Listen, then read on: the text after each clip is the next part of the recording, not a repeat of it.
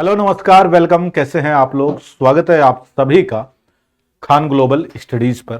मैं नवनीत लेकर आया हूं आप लोगों के लिए डीएसएसबी से संबंधित जानकारी।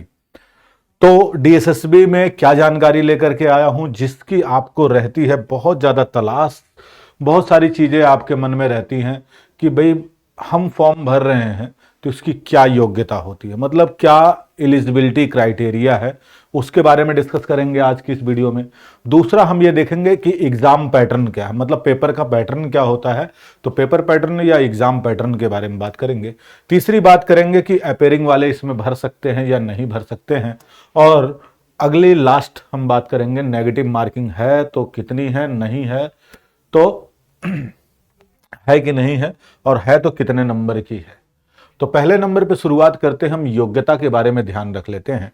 दरअसल योग्यता को समझने के लिए हमें यह समझना पड़ेगा कि पीआरटी में अलग अलग प्रकार के एग्जाम होते हैं। खासकर अगर हम बात करते हैं टीचिंग के लिए, तो टीचिंग में अलग अलग प्रकार के एग्जाम होते हैं, जिसमें पीआरटी है हमारे पास, टीजीटी है हमारे पास, और पीजीटी है। मतलब 3 तरह के एग्जाम कंडक्ट करवाता है हमारा डीएसएसबी।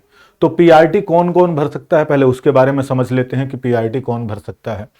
कहते हैं पीआरटी भरने के लिए, पीआरटी क्या होता है, 10+2 लेवल होता है। अर्थात पीआरटी के लिए, पीआरटी पद के लिए उम्मीदवार अर्थात जो भी कैंडिडेट फॉर्म भरना चाहता है वो 10+2 की शिक्षा पूरी करी हो, मतलब 12वीं तक कम से कम पढ़ाई कर रखी हो, और साथ साथ में उसके पास डीएलएड की या बीएलएड जो कि 4 साल का होता है, बीएलएड की डिग्री हो। इसके अतिरिक्त जो है प्राथमिक शिक्षक पद के लिए पात्रता, अब ये समझिएगा बीएलएड के अलावा भी और सारी चीजें होती हैं, जैसे डाइट है, जेबीटी है, बहुत सारे ऐसे हैं जो डिप्लोमा की डिग्रियां होती हैं, वो पीआरटी के लिए आपके पास होनी चाहिए। साथ साथ में सीटेट का पेपर 1 सफलतापूर्वक आपने उत्तीर्ण कर लिया हो, मतलब पास हो चुके हो। ऐसा नहीं कहता कि आप अपेयरिंग में हैं, भर सकते हैं, नहीं भर सकते, नहीं, पास हो चुके हो, पूर्ण कर लिया हो, पूरा देख लीजिएगा, आप उसको पूरा कर चुके हैं तो आप इसके योग्य हैं। अब बात कर लेते हैं हम यहां पर टीजीटी के बारे में। टीजीटी में कौन भर सकता है भाई, टीजीटी के फॉर्म के बारे में अब हम बात कर लेते हैं। तो डीएसएसबी टीजीटी बनने के लिए जितने भी हमारे इच्छुक पात्र हैं या जितने इच्छुक अभ्यर्थी हैं, वो किसी भी विश्वविद्यालय या संस्थान से उस विषय में स्नातक की डिग्री कर रखी हो, कम से कम मिनिमम उन्होंने ग्रेजुएशन कर रखा हो, चाहे आप हिंदी, इंग्लिश या सब्जेक्ट वाइज या फिर ग्रेजुएशन में जो कंबाइंड सब्जेक्ट होते हैं उन सब के साथ में आपने बीएड कर रखा हो, मतलब आपने उससे संबंधित जो है ग्रेजुएशन कर रखी है, और साथ में आपके पास बीएड की डिग्री होनी चाहिए, और सीटेट पेपर 2 यह भी पूरा पास होना चाहिए। मान लो एसएसटी आप टीचर बनना चाहते हैं या हिंदी के टीचर बनना चाहते हैं, तो आपने आपके पास ग्रेजुएशन में हिंदी या एसएसटी, इंग्लिश की टीचर बनना चाहते हैं तो इंग्लिश, ये सारे विषय होने अनिवार्य हैं। ठीक है, अब बात करते हैं हम पीजीटी के लिए। तो पीजीटी के लिए क्या है, डीएसएसबी में पीजीटी के लिए जो उम्मीदवार हैं वो डिग्री या डिप्लोमा जो आपके मास्टर डिग्री के समकक्ष होती है, मास्टर डिग्री होना आवश्यक है, साथ में बीएड जैसी डिग्री भी होनी चाहिए, बीएड प्लस मास्टर। लेकिन ध्यान रखिएगा यहां पर आपको थोड़ी सी छूट मिलती है। किन लोगों के लिए, जो 3 ईयर मतलब लास्ट 3 ईयर जो आपकी डिग्री कंप्लीट की है मास्टर्स की, उसके लास्ट 3 ईयर, अगर आपने 3 ईयर में यहां पर अलग से लिख भी देता हूं, 3 ईयर यदि आप फर्स्ट डिवीजन है, लास्ट के लास्ट 3 ईयर, लास्ट 3 ईयर यदि आप फर्स्ट डिवीजन हैं पास, तो आपको बीएड की आवश्यकता नहीं है, और बीएड को करने के लिए आपको अलग से मौका मिलता है, मतलब आप बीएड बाद में भी कर सकते हैं। जरूरी नहीं कि आपने बीएड उसी समय किया हो, आप बाद में भी बीएड कर सकते हैं, आपको छूट मिल जाएगी। अब एक और पद आता है जिसमें हम बात करेंगे किसके बारे में, लाइब्रेरियन के लिए। तो लाइब्रेरियन के भी पद आजकल ज्यादा आते हैं, और आप देखेंगे पिछले 2 वैकेंसीज में काफी सारा लाइब्रेरियन का पद आया हुआ था।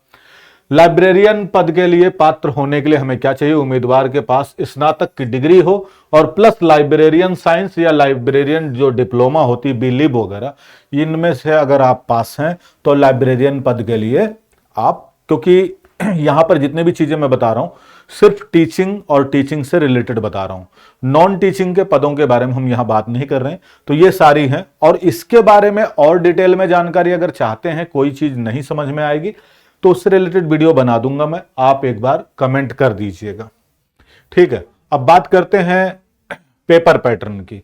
पेपर पैटर्न क्या होता है इसका, तो पीजीटी से शुरुआत करते हैं।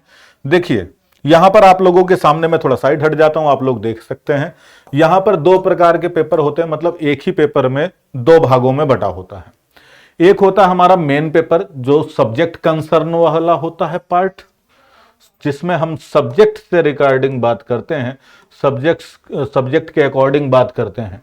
और दूसरा होता है जनरल पेपर। जनरल पेपर में क्या क्या सब्जेक्ट आते हैं उसको देख लीजिएगा। जनरल अवेयरनेस आती है 20 नंबर के 20 क्वेश्चन, मतलब 20 क्वेश्चन 20 नंबर के आते हैं, 1 नंबर का प्रत्येक क्वेश्चन होता है।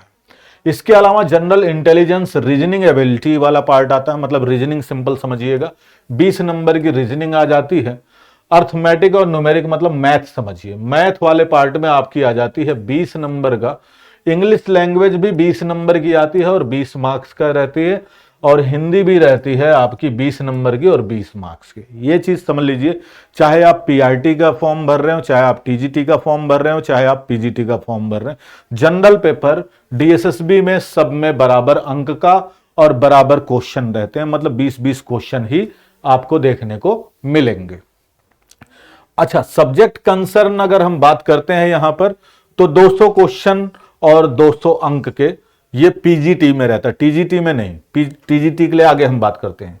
टोटल यहां पर मिल जाता है आपको 300 अंक, और यहां पर 3 घंटे का समय रहता है। ये पैटर्न है पीजीटी का। अब बात कर लेते हैं जरा हम टीजीटी के बारे में भी बात कर लेते हैं। टीजीटी में अगर हम देखते हैं तो आपको जनरल पेपर तो सेम वही रहेगा जो हमने बात की है, किसके लिए, पीजीटी के लिए। जनरल पेपर में जनरल अवेयरनेस है, जनरल इंटेलिजेंस एलिजिबिलिटी है, अर्थमेटिक न्यूमेरिकल है, इंग्लिश लैंग्वेज और हिंदी लैंग्वेज, इनको मिलाकर के टोटल 100 नंबर का 100 क्वेश्चन 100 मार्क्स का बनता है। और साथ में आपका जो सब्जेक्ट कंसर्न होता है, जो कुछ भी आपने ग्रेजुएशन लेवल तक पढ़ रखा है या जिसमें आप अप्लाई कर रहे हैं, उसके लिए 100 क्वेश्चन और 100 अंक का रहता है। समय रहता है 2 घंटे बाबू, ठीक है। तो यहां पर 200 अंक का टोटल हो जाता है, 200 क्वेश्चन हो जाते हैं। ये हो जाता है टीजीटी का पैटर्न। अब बात कर लेते हैं हम जरा पीआरटी वाले में। पीआरटी वाले में अच्छा, इसके सिलेबस के लिए हम अलग से वीडियो लेकर के आएंगे, जिसमें ये सारी चीजें क्लियर हो जाएंगी कि इसके अंदर क्या क्या होता है, वो हम सिलेबस वाले पार्ट में बात करेंगे। अभी हम सिर्फ पैटर्न यहां पर देख रहे हैं। तो पीआरटी का जो एग्जाम पैटर्न है वो हमारा क्या है, जनरल अवेयरनेस 20 क्वेश्चन 20 मार्क्स का, और जनरल इंटेलिजेंस रीजनिंग एबिलिटी जो है 20 क्वेश्चन 20 मार्क्स का है। सेम वही चीज है, इंग्लिश लैंग्वेज हिंदी लैंग्वेज 20-20 अंक के हैं। रिलेटेड जो आपका पोस्ट रिलेटेड क्वेश्चन है वो 100 मार्क्स के आते हैं, और 2 आवर का यहां पर समय है, आपको एग्जाम करने के लिए 2 आवर्स का समय मिल जाता है। ये पीआरटी के लिए है।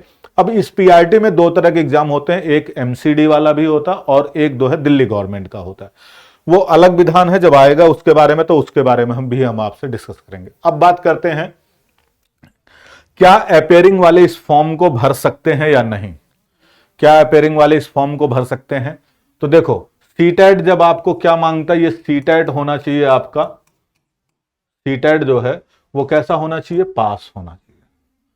दूसरी, आपको जो डिग्री है वो कहता है फॉर्म भरते समय आपकी जो डिग्री है वो पूर्णतः कंप्लीट होनी चाहिए, मतलब आपके पास वो होनी चाहिए जिसके लिए आप, जिस पद के लिए आप अप्लाई कर रहे हैं, वो सारी मार्कशीट और डिग्री आपके पास होनी चाहिए। इसका मतलब यहां पर अपेयरिंग का कोई सिस्टम नहीं है। तो जिन लोगों का पूर्ण डिग्री हो चुकी है या डिप्लोमा हो चुका है, जो भी पद के लिए अनिवार्य है, तो वह लोग इसको अप्लाई करें, अन्यथा जो लोग अभी अपेयरिंग में हैं उनको अप्लाई करने का मौका नहीं मिलता है। अब दूसरा प्रश्न आता है, क्या यहां पर नेगेटिव मार्किंग है, डीएसएसबी के एग्जाम में नेगेटिव मार्किंग है। देखो अभी प्रेजेंट टाइम में देखा जाए तो सिनेरियो जो बना है, लगभग सभी राज्यों में सब जगह मतलब जो है नेगेटिव मार्किंग है। लेकिन अभी इतनी अच्छी बात है कि डीएसएसबी में नेगेटिव मार्किंग तो है बट सबसे कम है 0.25, मतलब 1/4 नेगेटिव मार्किंग है। 4 क्वेश्चन गलत करने पर 1 अंक कटते हैं। तो जब भी आप प्रश्न करें तो यह चीज ध्यान रखें कि यहां पर 1/4 माइनस मार्किंग है।